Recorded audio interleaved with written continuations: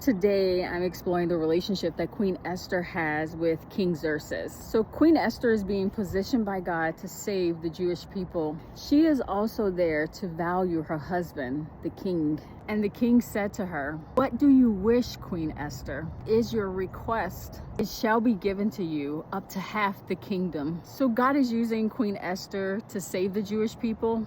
Queen Esther is there also to value the king. King Xerxes tells Queen Esther that he will give her everything except the throne. He tells her this 3 times. What does she want though? She wants to accomplish God's will.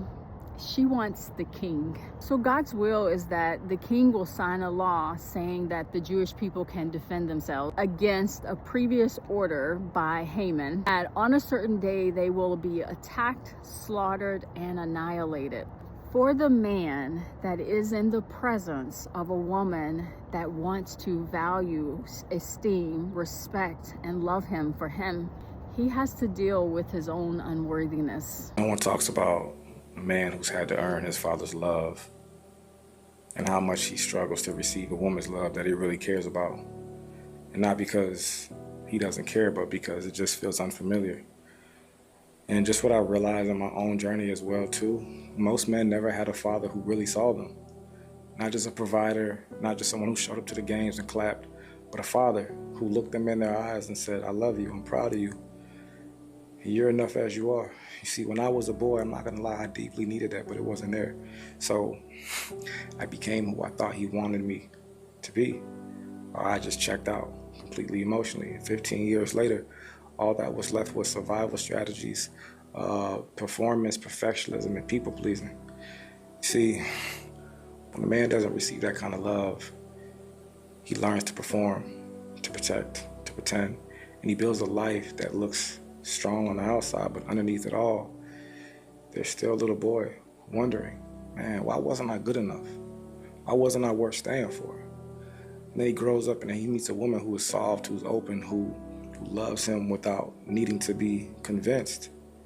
And it terrifies him because a love like that, it feels dangerous to the parts of him that still feels unworthy. So then he pulls back, he gets quiet, maybe he goes, he picks a fight.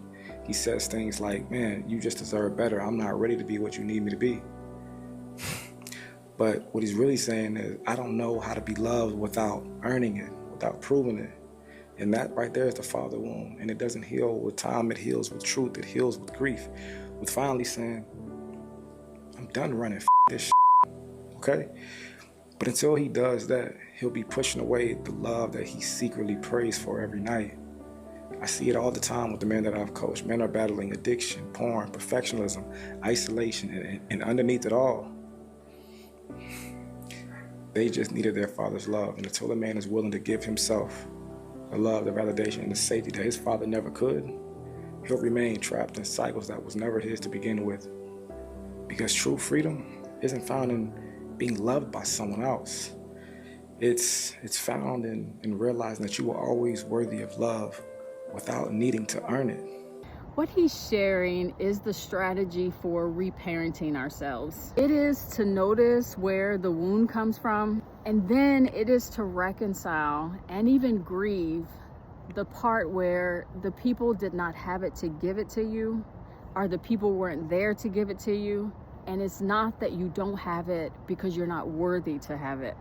And it's not that you don't have it because you don't deserve to have it. That you grieve the loss and then you give it to yourself.